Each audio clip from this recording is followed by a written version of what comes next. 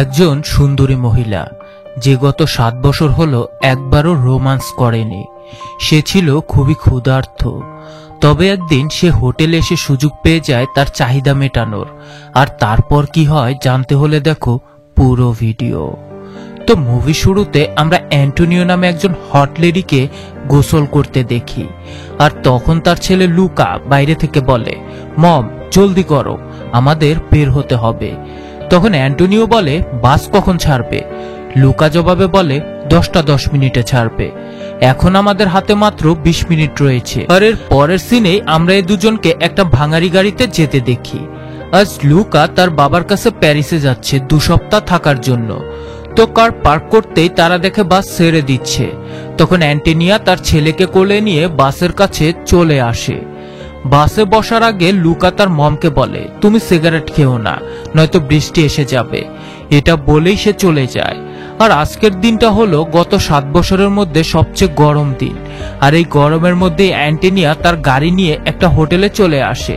আর এখন আমরা জানতে পারি অ্যান্টোনিয়া এই হোটেলে কাজ করে।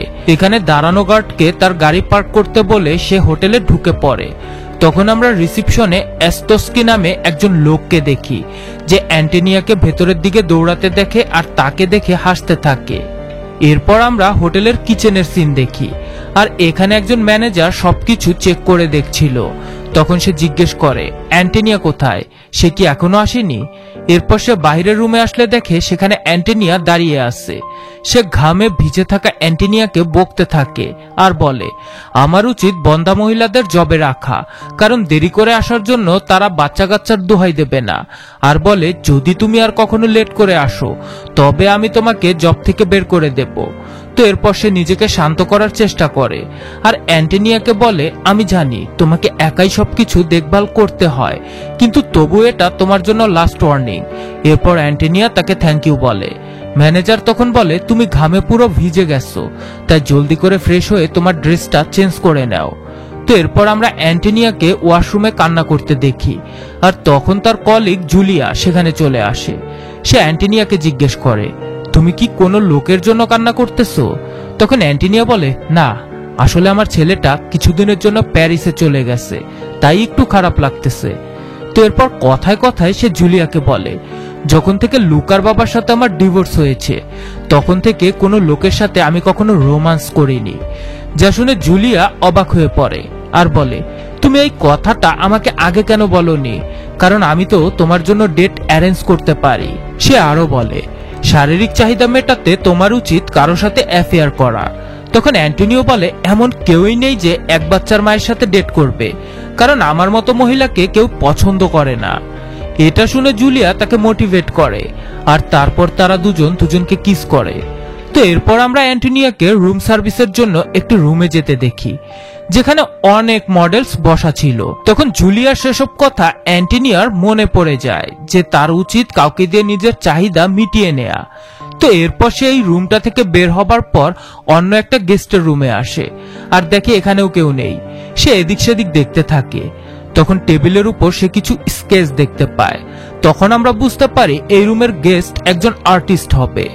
তো এরপর অ্যান্টোনিয়া উইন্ডো দিয়ে বাইরে দেখতে থাকে আর তখন সেখানে সেই লোকের ফোনটা বাজতে শুরু করে। আর জুলিয়াস নামে সেই ব্যক্তি কাপড় চোপড় ছাড়াই বাথরুম থেকে বাইরে চলে আসে। অ্যান্টোনিয়া তাকে দেখে ভয়ে স্ট্যাচুর মতো দাঁড়িয়ে থাকে। এরপর সে চুপচাপ সেই লোকের মেশিনটা দেখতে থাকে, কারণ তখন সে বুঝতে পারে জুলিয়াস দেখতে পায় না। জুলিয়াসকে আজ একটা ইন্টারভিউর জন্য যেতে হবে আর সে ফোনে কাউকে মিথ্যে করে বলতেছে, আমি হোটেল থেকে বেরিয়ে গেছি। তখন অ্যান্টোনিয়া জুলিয়াসকে মিথ্যা বলতে দেখে মনে মনে খুব হাসতে থাকে। অ্যান্টোনিয়া তাকে এমন উলঙ্গ অবস্থায় দেখে খুব খুশি হয়ে পড়ে। তো এরপর কল ডিসকানেক্ট হবার পর জুলিয়াস তার কাপড় পরতে থাকে। জুলিয়াস নিজেই নিজের সাথে কথা বলতে বলতে কাপড় পরতে থাকে আর অ্যান্টোনিয়ারও তার কথাগুলো শুনতে বেশ ভালো লাগে। তো এরপর জুলিয়াস যখন তার জুতোটা খোঁজার জন্য ফ্লোরের দিকে এদিক সেদিক হাত দিতে থাকে, তখন সেখানে দাঁড়িয়ে থাকা অ্যান্টোনিয়ার পায়ে তার হাতটা লেগে যায়। এরপরও তারা দুজন একদম চুপ থাকে, কেউ কাউকে কিচ্ছু বলে না। এরপর জুলিয়াস অ্যান্টোনিয়ার বডিতে টাচ করতে করতে তার হাত উপরের দিকে ওঠাতে থাকে আর যখন সে অ্যান্টনিওর ফেসে হাত দেয় তখন অ্যান্টনিও জুলিয়াসের ফেসে হাত দেয়, আর তারপর তারা দুজনকে কিস করতে শুরু করে। এরপর সে অ্যান্টনিওর কাপড় খুলতে থাকে, আর কিছুক্ষণ পর অ্যান্টনিয়া বেডে চলে আসে, আর তারা দুজন রোমান্স করতে থাকে। রোমান্স করার পর তারা দুজন একে অপরের সাথে যেন লেগে থাকে, যেন দেখে মনে হচ্ছিল তারা কেউ কারো থেকে আলাদাই হতে চাচ্ছিল না। তো এর কিছুক্ষণ পর জুলিয়াস স্মোক করতে থাকে, আর অ্যান্টনিয়াও তার সিগারেট খেতে থাকে। আর যখনই ধোঁয়া ফায়ার অ্যালার্মে গিয়ে পৌঁছায় তখন উপর থেকে বৃষ্টির মতো পানি পড়তে থাকে। অ্যান্টনিওর ছেলে সেই বৃষ্টির কথা যেন সত্যি হয়ে গেল, আর যে সুখ অ্যান্টনিও গত 7 বছর হলো পায়নি সে সুখও যেন অ্যান্টনিও আজ পেয়ে গেল। আর এই ভিডিওটা দেখে হয়তো তোমরাও কিছুটা সুখ পেয়ে গেছো। আর এরই সাথে মুভিটা এখানেই শেষ হয়ে গেল।